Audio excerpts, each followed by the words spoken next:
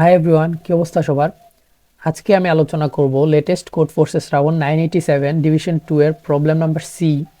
তো এই প্রবলেমটা খুবই ইন্টারেস্টিং একটা প্রবলেম এবং ধরতে পারেন মোটামুটি ইজি একটা প্রবলেম, যদিও স্টেটমেন্টটা পড়ে তেমন মানে সিম্পল মনে হবে না, কিন্তু প্রবলেমের সলিউশনটা খুবই সিম্পল। তো আমাদেরকে দেয়া থাকবে একটা ইন্টিজার এন দেয়া থাকবে এবং আমাদেরকে একটা অ্যারে প্রিন্ট করতে হবে। অ্যারেটা কীরকম হবে? অ্যারের মধ্যে এক একটা ভ্যালু মিনিমাম দুইবার থাকতে হবে। অর্থাৎ ধরেন একটা এন লেন্থ দেয়া আছে আমাদের 5 এবং 5 লেন্থের একটা অ্যারে আমাদেরকে দেখাতে হবে, যেটার মধ্যে প্রত্যেকটা ভ্যালু মিনিমাম দুইবার করে থাকবে। প্রত্যেকটা ভ্যালু মিনিমাম দুইবার করে থাকবে, বেশিও থাকতে পারে। আরেকটা মজার বিষয় হলো, সেইখানে আমাদের যে প্রত্যেকটা ইন্ডেক্স থাকবে, ধরেন এখানে আছে 1 1 2 3 3 2, তো আমাদের মিনিমাম দুইটা থাকতে হবে। আমি এখানে 6 ধরে নিলাম। তো এখানে এরকম যদি হয়, তবে আমাদের দুইটা ইন্ডেক্সের, আমাদের ধরেন এখানে আছে 2 এবং এখানে আছে 2, তাই না? তো এটা হচ্ছে থার্ড ইন্ডেক্স এবং এটা হচ্ছে 4 5 6 ইন্ডেক্স, তাই না? ওয়ান বেস্ট ইন্ডেক্সিং যদি আমি চিন্তা করি, তো 3 থেকে 6 এর বিয়োগফল কত? মানে দুইটা ইন্ডেক্সের বিয়োগফল হচ্ছে 3, অর্থাৎ দুইটা ইন্ডেক্সের যে বিয়োগফল থাকবে সেটা একটা পারফেক্ট স্কোয়ার হতে হবে। এখন আসি যে পারফেক্ট স্কোয়ার কি।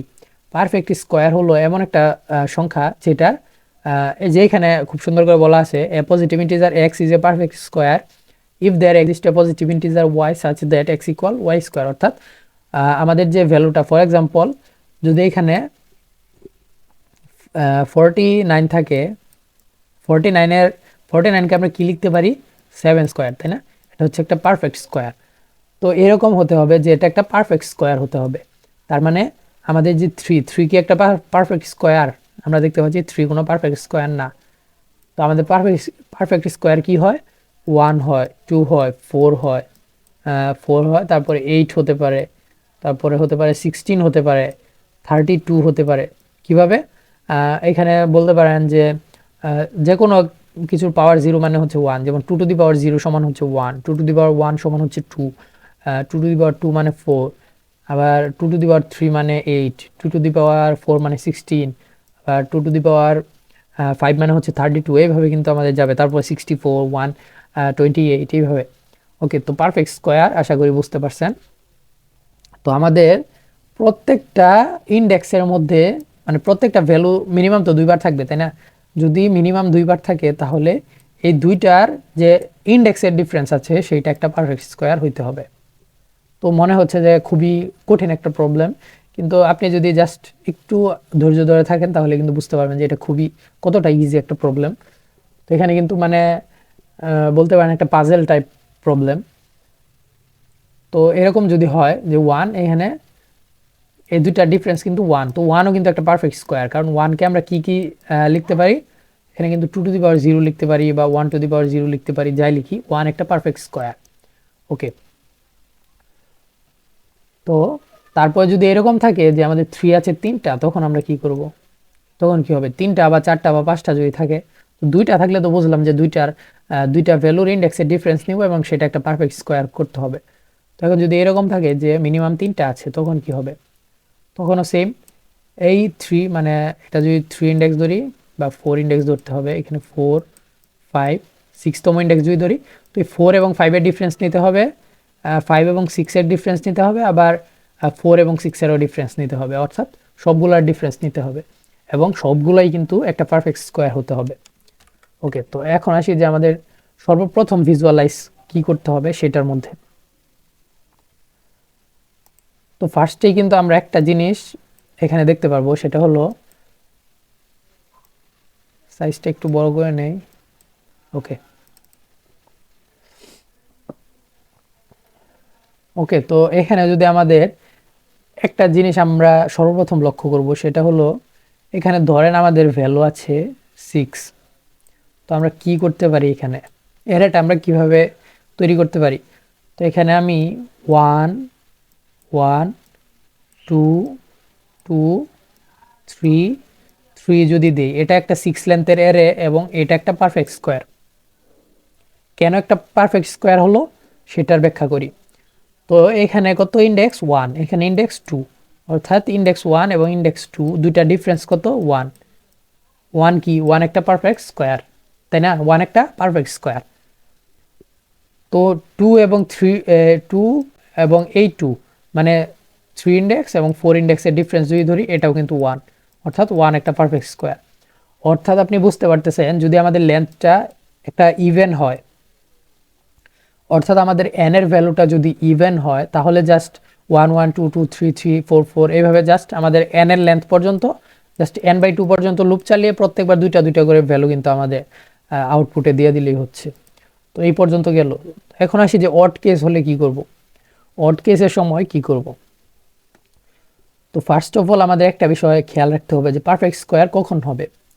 ওয়ান একটা perfect square, two perfect square, four perfect square, 5 perfect square, 6 perfect square না, 5 6 পারফেক্ট স্কোয়ার না। তার মানে পারফেক্ট স্কোয়ার তখনই হবে যখন মানে পারফেক্ট স্কোয়ারটা মানে একদম কনজিকিউটিভ হবে না। মানে আমি এইটা বোঝাতে চাচ্ছি যে পারফেক্ট স্কোয়ারটা আপনি জাস্ট 1 2 3 4 এগুলো দিলে হবে না। 1 2 4 8, তারপরে আসবে 16, তারপরে আসবে 25, তো এইভাবে কিন্তু যাবে। তো আমাদের যদি ভ্যালুটা হয় অড, অড ভ্যালুর ক্ষেত্রে যদি 27 লেন্থের কম হয়, তবে কিন্তু আমাদের কোনো সময় আমাদের আনসার এক্সিস্ট করবে না। সেক্ষেত্রে আমরা কি প্রিন্ট করব, -1। অর্থাৎ আমাদের অড লেন্থ যদি হয় তবে আমাদের 27-এর বেশি হতে হবে অথবা 27 হতে হবে। কেন হতে হবে সেটা আসি এখন। তো আপনারা হয়তো ছোটোবেলায় একটা ম্যাথ করে থাকবেন, সেটা হলো পিথাগোরাসের থিওরেম আছে একটা, পিথাগোরাস। সেটা হলো এরকম আমরা ত্রিভুজের ক্ষেত্রে চিন্তা করতাম। তখন এটা না বুঝলেও সমস্যা নাই, জাস্ট আমি এমনি একটু দেখাচ্ছি, আপনি যদি জানেন তো ভালো। তো এটা যদি সমকোণী ত্রিভুজ হয়, তো এখানে অতিভুজ যেটা আছে, অতিভুজ স্কোয়ার সমান হচ্ছে ভূমি স্কোয়ার প্লাস লম্ব স্কোয়ার। এটা তার মানে যে কোনো দুইটা পারফেক্ট স্কোয়ারের যোগফল একটা পারফেক্ট স্কোয়ার হবে।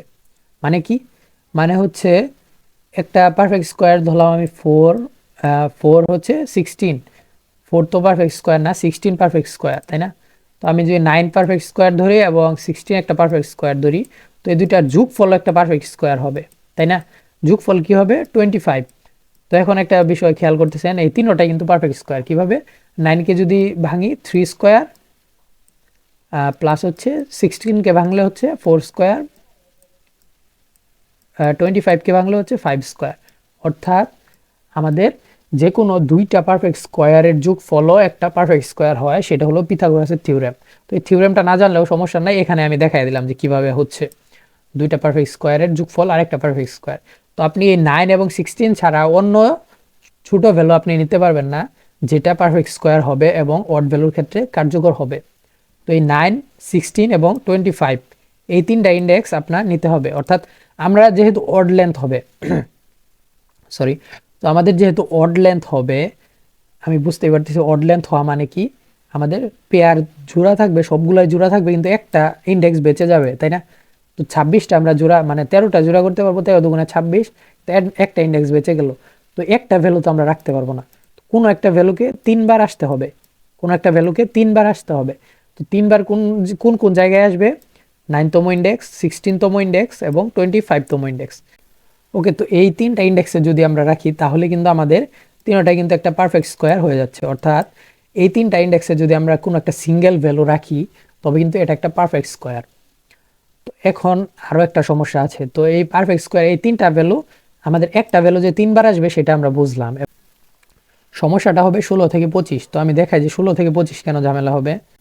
ওকে, তো আমি এটাকে যদি আমি একটু মানে বোঝানোর ট্রাই করি যে কোথায় কোন ইন্ডেক্স হবে। তো প্রথমে আমরা 1তম 1 কোথায় কোথায় রাখলাম, 1 এইখানে আসছে প্রথম ইন্ডেক্সে, 1 আসছে 9তম ইন্ডেক্সে, মানে 8তম ইন্ডেক্স এবং 0তম ইন্ডেক্স, এটা বুঝতে পারতেছেন।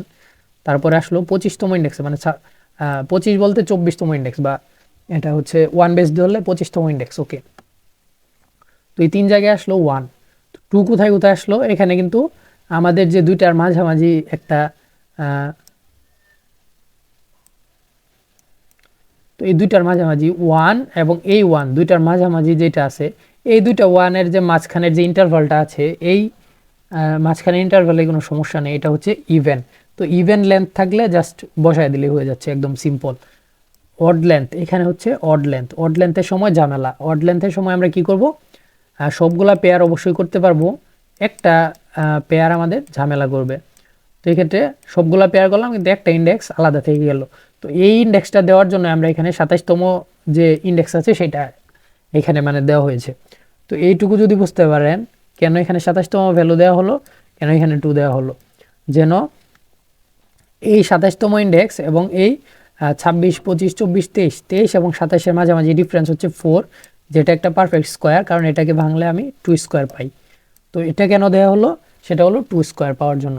তো এই পর্যন্ত যদি এই ইয়ারটা যদি বুঝতে পারেন তাহলে কিন্তু আপনার সলিউশন ডান।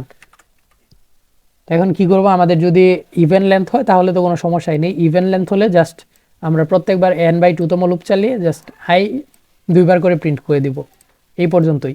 আর যদি অড লেন্থ হয় এবং 27-এর যদি কম হয় তাহলে জাস্ট -1 প্রিন্ট করতে হবে। আর যদি 27 হয় তাহলে আমরা n থেকে 27 বিয়োগ করব, কারণ প্রথম হচ্ছে 27টা কিন্তু আমরা আগে থেকে ডিক্লেয়ার করে রাখছি, প্রথম 27টা। তো এখান থেকে 27 আমি বিয়োগ করে দিলাম এবং প্রত্যেকবার ভ্যালুটা আনসারটা আমি মানে প্রিন্ট করে রাখলাম। এই পর্যন্ত 27 পর্যন্ত আমি প্রিন্ট করে ফেললাম আগেই। প্রিন্ট করার পর আমি লুপ চালাবো এখন n/2 পর্যন্ত। যেহেতু n এখন বর্তমানে 27টা আমার মানে আউটপুট দেওয়া শেষ এবং 27 আমার বিয়োগ হয়ে গেছে, তার মানে এখন n হচ্ছে 27-এর পর থেকে যাবে। এবং আমরা কি করব, এখানে সর্বোচ্চ কত ভ্যালু পর্যন্ত দেওয়া হয়েছে, 13 পর্যন্ত। তার মানে আমি 14 থেকে যদি কাজ করি তাহলে কিন্তু হয়ে যাচ্ছে 14 + i, মানে 14 প্রথম আসবে 0, তারপর আসবে 1, তার মানে 15 আসবে, তারপর 16, তারপর 17, এভাবে দুইবার করে জাস্ট প্রিন্ট করে দিলেই হয়ে যাবে।